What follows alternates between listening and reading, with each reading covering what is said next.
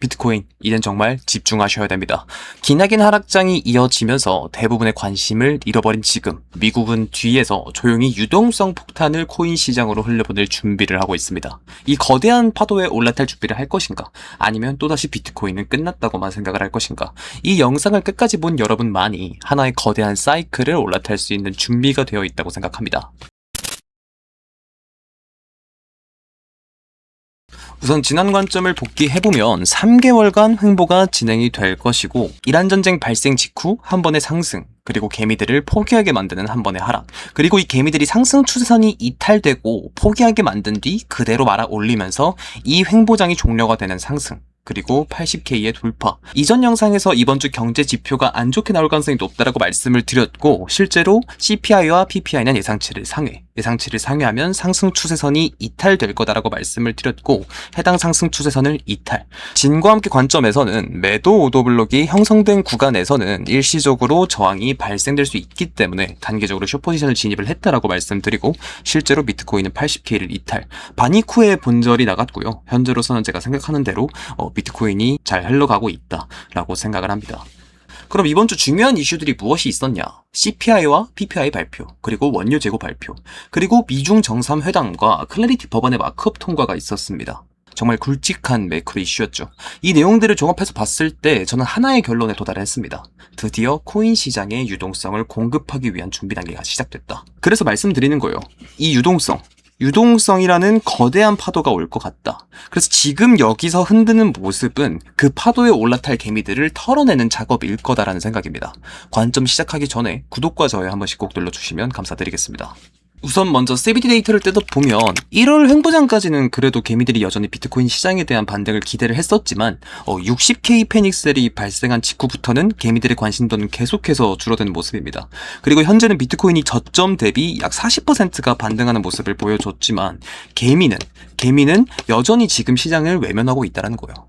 이유는 간단하죠. 호르무즈 해협 봉쇄로 인해서 고유가 상황, 그리고 이번 CPI와 PPI 발표는 예상치를 상회하면서 유동성이 풀렸을 때 누구보다 크게 오르는 비트코인이 이 유동성이 들어올 가능성이 없다고 판단을 하는 겁니다. 시장 참여자의 대부분은. 그와 반대로 나스닥은 어때요? 나스닥은 AI 섹터에서 실적을 눈으로 보여주고 있어요. 그럼 뭐예요? 앞으로 유동성은 풀릴 가능성은 적어 보이는데 나스닥은 실적을 보여주고 있으면 사실 이 비트코인을 살 필요가 없다는 거예요. 나스닥 같은 주식시장, 이렇게 AI 섹터로 개미들이 몰리게 되는 겁니다. 그래서 현재로서는 비트코인 시장이 구조적으로 개미들에게 외면을 받을 수밖에 없다. 이것을 이해하고 다시 차트를 보면 1월 CBD 데이터는 개미들이 그래도 꼬였던 횡보장, 하지만 가격을 크게 눌러버리면서 개미를 털어내는 모습을 보여줬고, 이번 3개월 동안은 횡보장의 가격이 계속 오르는데도 개미가 올라타 있지 않다라는 것을 이해하실 수 있을 거예요. 그럼 자본을 투입한 기관 입장에서 보면 지금 여기서 물량을 개미들에게 떠넘길 수가 없겠죠. 개미가 호가창을 메워주지 않은 상황에서 기관이 이 구간에서 매집한 물량을 털어내려면 손해를 보면서 털어내는 겁니다. 이 정도 가격을 올랐다고 기관이 익절을 하는 게 아니에요. 이걸 받아주는 개미가 필요한 겁니다. 그럼에도 비트코인 ETF는 3일 연속 순유출이 발생을 합니다. 이상하죠. 왜 개미가 올라타지도 않는데 유출이 발생을 하냐? 저는 그렇게 생각을 해요. 본격적인 추세가 발산되기 전에 의도적으로 가격을 누르는 게 아닐까. 현재 미체결 약정을 보면 이번 주 내내 미체결 약정이 증가하고 있습니다. 그런데 비트코인 펀딩비는 음수로 전환이 되었고 CBD 데이터의 개미들은 여전히 유입이 되지 않고 있어요. 이 말을 종합해보면 뭐예요? 증가한 미체결 약정을 해석해보면 해당 구간에서 개미들의 숏포지션 구축이 늘어나고 있다는 거예요. 그럼 ETF가 유출되었을 때, 그러니까 큰 자본이 매도 오더블록을 형성을 하고 가격을 내릴 때 어떻게 돼요? 이 하락 추세에 개미들이 털리는 게 아니라 오히려 이 하락 추세에 개미가 올라탄다라는 얘기가 되는 거예요. 개미들은 하락을 보고 있으니까. 그러니까 상승장이랑 반대로 생각을 하시면 되거든요. 아래서 기관이 매집을 하고 가격을 띄우면 개미들이 뒤늦게 올라타서 추세를 만들고, 추세의 끝자락에서 기관이 개미들에게 물량을 떠넘기는 구조잖아요. 상승장이라는 게. 그럼 하락장은 어때요? 가격을 내릴 대로 내리다 보니까 지금 같은 구간에서는 반등은 일시적이다라는 게 학습이 된 상태예요. 이 하락장에 적응이 되어버렸다는 얘기거든요. 그럼 가격을 띄운다라고 해도 개미들이 안 올라타겠죠. 그럼 반대로 이런 구간에서 가격을 내리면 어떻게 돼요? 이런 하락 추세를 노리는 개미들의 숏포지션 유동성이 들어온다라는 거예요. 숏포지션 유동성이. 무슨 말인지 아시겠죠? 그럼 가격을 내리면 내릴수록 개미가 털리는 게 아니라 오히려 가격을 내릴수록 개미가 더 꼬이는 거다. 그리고 그걸 말아 올리는 게 개미 털기라는 겁니다. 지금 같은 상황에서. 그럼 숏 포지션 유동성이 몰리면 어떻게 돼요? 기관이 개미를 꼬시고 나서 더 싸게 매집을 할 수 있게 된다는 거죠. 여기서 시나리오는 두 가지로 좁혀지거든요. 지금 들어오는 숏 포지션 유동성을 그대로 말아 올리면서 숏 포지션의 청산 그리고 개미를 즉각 털어내면서 추세를 반전시킬 거냐, 아니면 조금 더 개미를 꼬시고 나서 숏 포지션 유동성이 몰렸을 때 그때 추세를 반전시킬 거냐, 이렇게 두 가지로 나눠지는데 저는 이 후자 가능성을 좀 더 높게 봅니다. 이유는 현재 호재와 악재가 공존하고 있기 때문이에요. 클래리티 법안 자체는 호재가 맞습니다. 그런데 미국의 실물 경제는 박살이 난 상태예요. 그럼 클래리티 법안을 통과시킨다고 해도 미국이 이 유동성을 풀지 말지도 잘 모르겠다라는 거죠. 그럼 결국 이 유동성이 풀려야 코인 시장이 오르는데 그럴 가능성이 적다라고 생각을 하니까 이번 클래리티 법안이 1차 통과에도 시장이 크게 반응을 안 했다고 봅니다. 그래서 숏포지션 유동성이 증가하고 있다고 생각을 하고요. 그리고 이 숏포지션 유동성이 증가할수록 기관 입장에서는 사실 이득이겠죠. 더 싸게 물량을 체결할 수 있으니까. 그럼 개미들이 상승이 끝났다고 해석하게 만드는 구간이 어딜까를 생각을 해보면, 개인적으로 일본 기준으로 이 상승 추세선이 이탈되었을 때라고 생각을 합니다. 그럼 이 상승 추세선 이탈을 본 개미들이 다시 하락이 시작이 되는구나 라고 생각을 하게 되고 추격 숏 포지션이 늘어나게 되겠죠. 그래서 이런 눌림, 즉 올라타 있는 개미들을 최대한 털어내고 또 숏 포지션을 꼬시는 그림을 만들려면 이런 상승 추세선은 이탈이 돼야 된다. 그래서 이번 상승 추세에 대해서 0.38이 되돌린 구간까지는 눌림을 주지 않을까라는 생각을 좀 해보고 있습니다. 만약 제 생각처럼 이렇게 눌림이 나오지 않고 그대로 가격을 올려버리는 것도 하나의 방법이겠죠. 이렇게 되면 정말 무서운 속도로 올리면서 이제 롱 포지션을 태우지 않는 전략으로 가게 될 텐데, 이렇게 되면 85K는 정말 우습게 올리는 모습을 보여주겠죠. 들어오는 숏 포지션 유동성을 흡수하면서 올리는 거니까. 근데 개인적으로는 눌림을 좀 주고 갈 가능성이 좀 더 높아 보인다. 두 개의 시나리오의 공통점이 뭐죠? 결국 상승이다. 결국 상승 추세가 발생될 거다. 그러니까 이 상승이 여기서 끝나고 다시 하락 추세로 전환이 되는 게 아니라 결국 이 고점을 다시 넘어줄 거다라는 게 핵심이에요. 그리고 상승 추세가 발생이 되면 정말 무서운 속도로 오를 거다라고 생각을 합니다. 이렇게 생각하는 이유는 하나예요. 곧 코인 시장에 유동성이 들어온다. 그러니까 막연하게 유동성이 들어올 거니까 언젠가는 올라요, 뭐 이런 얘기가 아니라 곧입니다. 곧 유동성이 들어올 거라는 생각이에요. 왜 그렇게 생각을 하냐? 이번 전쟁으로 미국이 얻은 게 많다고 했죠. 베네수엘라는 마약이라는 핵시설이라는 명분이 있었지만 핵심은 에너지 패권이라고. 중국 경제 성장의 핵심, 베네수엘라와 이란에서 몰래 들어오던 저가 원유를 막았습니다. 안 그래도 중국 경제는 내수가 망가졌거든요. 그런데 여기서 중국의 저가 원유까지 막았다는 건 내수 경제가 박살 수준으로 간다는 거예요. 그래서 한마디로 중국은 당한 거죠, 이번 전쟁으로. 그리고 그거에 대한 협상안을 제시하러 중국에 간 겁니다. 정말 중요한 순간이었다는 거예요. 개인적으로 트럼프가 정말 좀 고단수다라고 생각이 드는 게, 중국이 합의할 수밖에 없는 상황을 우선 만들고 나서 중국에 간 겁니다. 그래서 협상안을 보면 미국 에너지와 농산물 수입, 금융시장 개방, 미국 기업들의 규제를 완화하는 쪽으로 협상을 좀 진행을 했죠. 중국도 어느 정도 수용하는 쪽으로 들어갔고요. 중국이 패권 경쟁 중인 미국이 이런 요구를 수용했다는 뜻이 보여요. 중국이 자존심은 상하지만 살려면 어쩔 수 없다는 거예요. 그래서 이런 상황을 만들고 협상을 진행을 했고 그 전략이 먹혔다. 즉 중국 내에서 미국 자본이 확대될 가능성이 좀 커졌다고 보시면 됩니다.